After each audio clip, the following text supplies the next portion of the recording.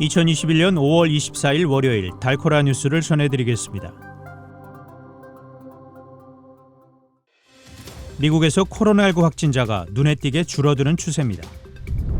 텍사스의 공립학교 학생들이 인종차별에 대해 배울 수 있는 것을 제한하는 하원 법안 하우스빌 3979의 개정안이 22일 주 상원을 통과했습니다. 코펠시 경찰국과 소방국 자녀들을 대상으로 한 장학금 수여식이 지난 22일 토요일 오후 2시 코펠 아트센터에서 열렸습니다. 북텍사스 한미 여성의 신임 회장 취임식이 지난 22일 토요일 오전 11시 달라스 한인문화센터에서 열렸습니다.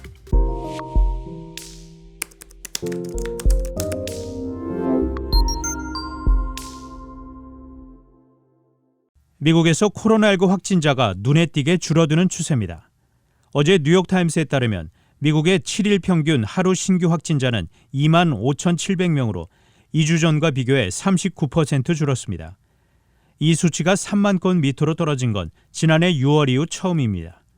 같은 기간 사망자는 578명으로 14% 감소했습니다. 백신 접종이 원활하게 진전되면서 거의 모든 지역에서 전망이 밝아지고 있습니다.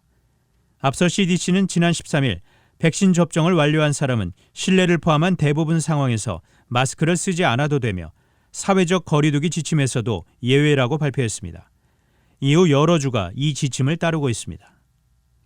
텍사스의 공립학교 학생들이 인종차별에 대해 배울 수 있는 것을 제한하는 하원 법안 하우스빌 3979의 개정안이 20일 주 상원을 통과했습니다. 이 개정안은 텍사스 공립학교 학생들에게 인종차별에 대해 배울 수 있는 것을 제한하고 있습니다.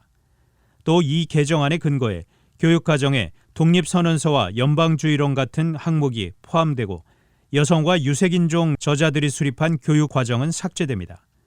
특히 해당 개정안은 교사들에게 최근 일어나는 인종사건이나 논쟁적인 문제들을 광범위하게 토론하도록 강요할 수 없도록 했습니다. 한편 주민주당은 주 상원 개정안을 역사적 사실을 선택적으로 은폐하기 위한 눈가림이라고 지적했습니다. 앞서 이 법안을 백윤주의 입장에서 역사를 고르고 선택하도록 하는 화이트워시라고 일갈했습니다. 이번 개정안은 주 하원의 최종 승인과 그레게버 주지사의 승인을 남겨두고 있습니다. 코펠시 경찰국과 소방국 자녀들을 대상으로 한 장학금 수여식이 지난 22일 토요일 오후 2시 코펠 아트센터에서 열렸습니다. 달라스 한인회가 주최한 코펠시 장학 행사는 올해 처음으로 열렸으며 총 6명의 장학생에게 각각 $1,000의 장학금과 장학 증서가 전달됐습니다. 또한 이날 수여식에는 코펠시 웨스메이스 시장과 데니 바튼 경찰국장, 케빈 리찰슨 소방국장 등도 참석해 한인 사회에 깊은 감사를 표했습니다. 이날 장학식 후 행사에선 한국 전통춤인 부채춤 및 진도 북춤, 그리고 태권도 시범팀과 K-팝 댄스팀의 공연도 함께 펼쳐져 한국 문화의 우수성을 알리는 자리도 마련됐습니다. 북텍사스 한미 여성회 신임 회장 취임식이 지난 22일 토요일 오전 11시 달라스 한인문화센터에서 열렸습니다. 이날 취임식에는 박선희 신임 회장이 제6대 회장으로 취임했습니다. 박선희 신임 회장은 다문화 가정을 위한 봉사 및 지역 한인 사회와 함께하는 한미 여성회가 되도록 노력하겠다고 밝혔습니다.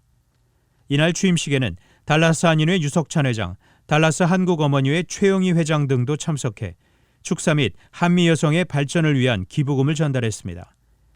또한 한미 여성의 회원들과 가족들 총 30여 명이 참석해 오찬을 나누며 마무리됐습니다.